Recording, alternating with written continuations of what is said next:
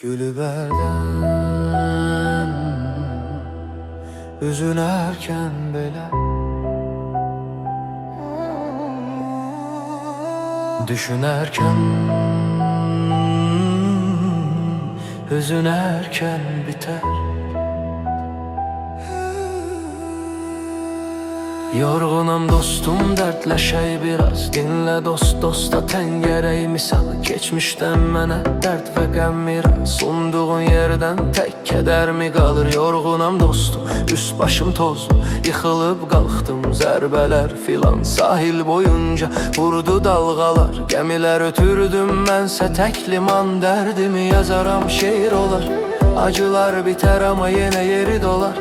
Alıram çiynimə yükü, xeyir ola. Hələ yetməz, bütün əziyyətim eyf olar. Tut əlimi dostum, yorulub biləyim. Tut əlimi dostum, yaralıdır kürəyim. Tut əlimi dostum, əhdimi pozdum. Aldığım həblər sararmı ürəyim? Tut əlimi dostum, yorulub biləyim. Tut əlimi dostum, yaralıdır kürəyim. Tut əlimi dostum, əhdimi pozdum. Aldığım həblər sararmı ürəyim? Tut əlimi dostum, yorulub biləyim. Tut əlimi dostum, yaralıdır kürəyim. Tut əlimi dostum, əhdimi pozdum. Aldığım həblər sararmı ürəyi? Gülüb hərdən üzülərkən, belə düşünərkən, hüzünərkən, bitər süzülərkən, gözdən göz yaşları bilib ərçəndə də bir zəng edər. Gülüb hərdən üzülərkən, belə düşünərkən, hüzünərkən, bitər süzülərkən, gözdən göz yaşları bilib ərçəndə də bir zəng edər.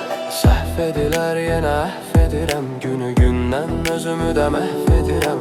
Həbs edirəm insanlığı qəlbimə, dərk etmədən özümə də qəsd edirəm.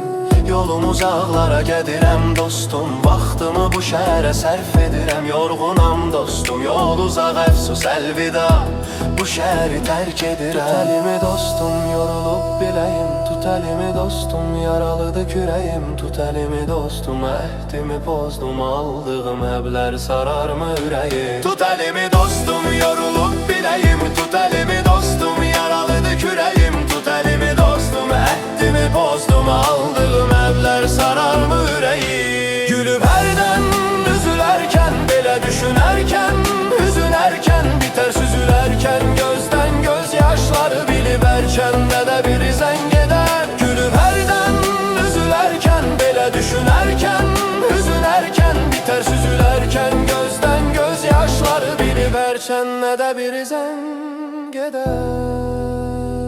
Gülüb hərdən